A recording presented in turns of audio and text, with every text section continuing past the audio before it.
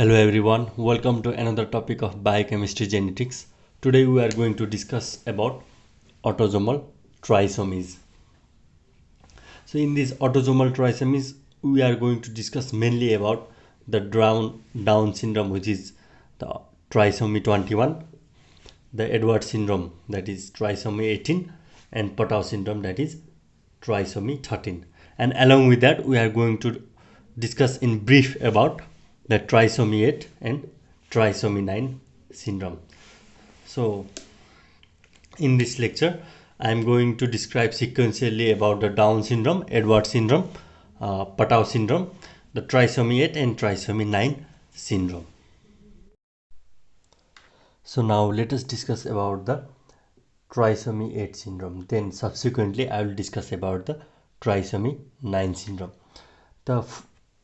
Now in the trisomy 8 syndrome and trisomy 9 syndrome are quite a rare syndrome, but it is one of the important syndromes.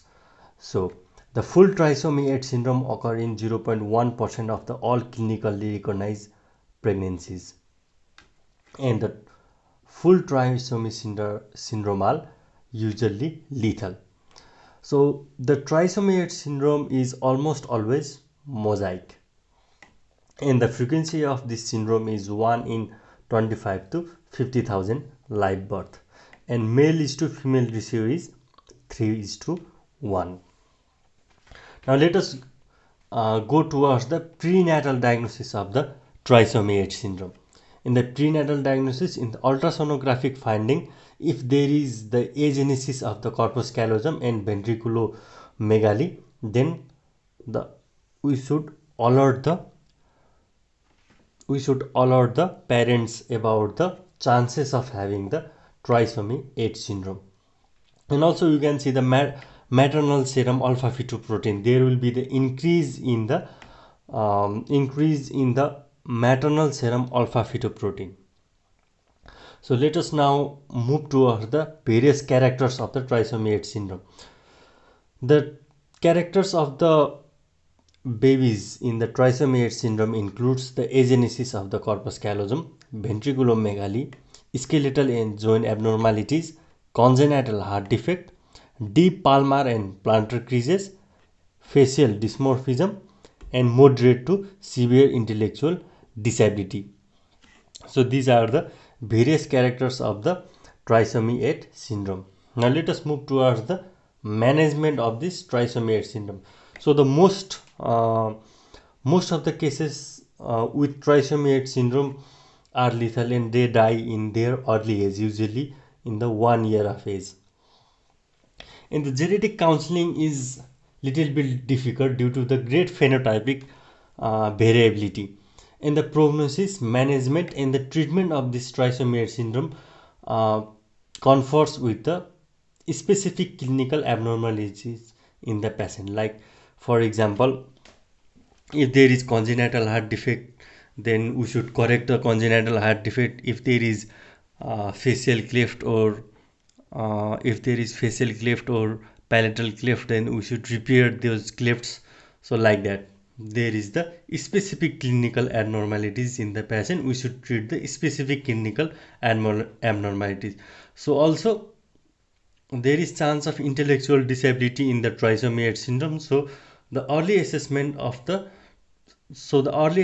for the intellectual disability should be done.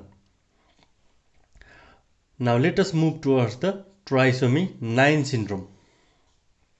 So the full trisomy 9 syndrome occurs in 0.1% of the all clinically recognized pregnancy, and it is also the lethal syndrome.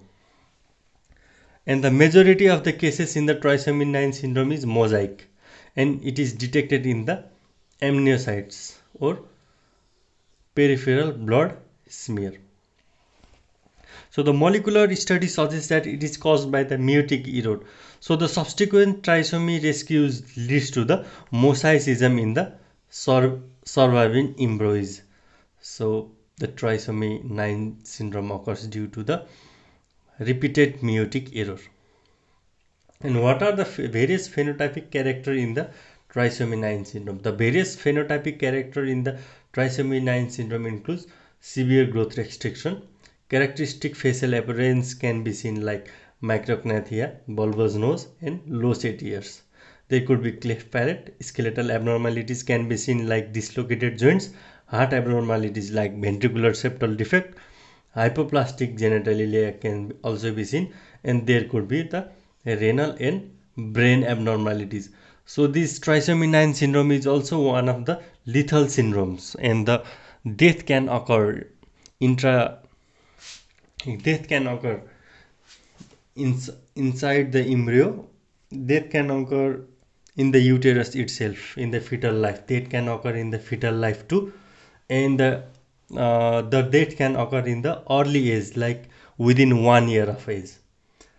So these are the two syndrome, trisomy 8 syndrome and trisomy 9 syndrome. So I hope you understood this lecture. Thank you.